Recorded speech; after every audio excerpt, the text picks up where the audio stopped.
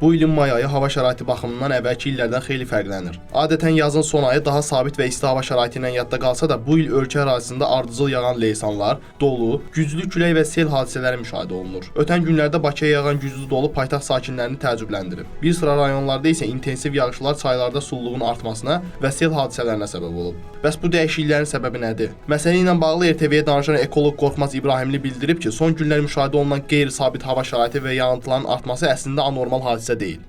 May ayı normalda bizim mülayim subtropik iqlim qurşağında yağıntılı keçməlidir. Biz sadəcə uzun illərdə may ayında yağıntı görməmişik.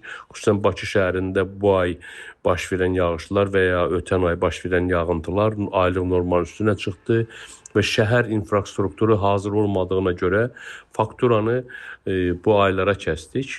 Əslində belə bir şey yoxdur.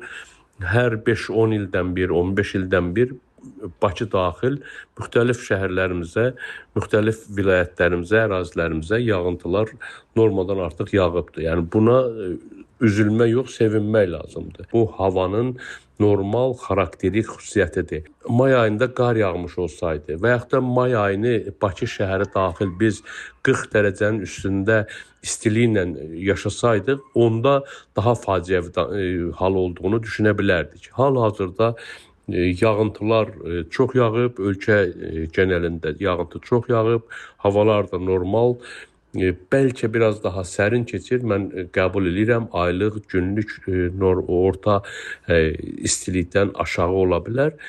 Amma dondurucu soyuq deyil, anormal soyuqlar keçmir, sərin havadır. İyun ayından istiləşməsini gözləyirik.